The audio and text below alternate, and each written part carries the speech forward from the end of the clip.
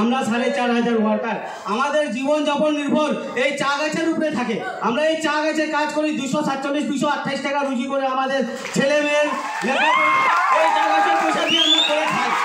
আমরা সেটা আমাদের যদি সেই আবার আরেকটা চা গাছ নেই, আমরা কোথায় যাব, কার পাও ধরবো, কাথায় কাঁদবো? ২০২২ ইংরেজিতে যে আন্দোলন আমাদের মা বোনরা করেছিল, এটা ওনারা বুঝেছে, ওনাদের কষ্ট, ওনারা এই চা গাছে লেখাপড়া করে আমাদেরকে স্কুল পড়াইছে। এখন বর্তমানে যে পরিস্থিতি, ৩,০০০ কেজি ওয়ার্কার অন্য বাগানে কাজে যাচ্ছে। সকালে নিজের ছেলে মেয়ে, আমাদের মা বাবারা কি করতো, আমাদেরকে সকালে উঠে লেখাপড়ার জন্য স্কুলে যাওয়ার জন্য কাপড়া পরে দিতে খাওয়া। এখন সে তো আমাদের মা বোনরা সেগুলোও তো করতে পারছে না। তাই আমাদের পরিবেশ বাতাবরণ থাকছে কেমনি করে? পাশে আমাদের নদী একটা রয়েছে, বড়াই পাহাড় রয়েছে, এটাতে তো প্রদূষণ অলরেডি নষ্ট। আমাদের লেক যেখানে জল খাবো, সেই কোথায় আমরা কাজ করে খাবো? সেই আপনাদের কাছে অনুরোধ, গ্রিনফিল্ড এয়ারপোর্ট বলুন, আমরা ওয়েলকাম করছি। আমরা ইউনিয়নটা সই করেছি, আমার ইউনিয়নটা।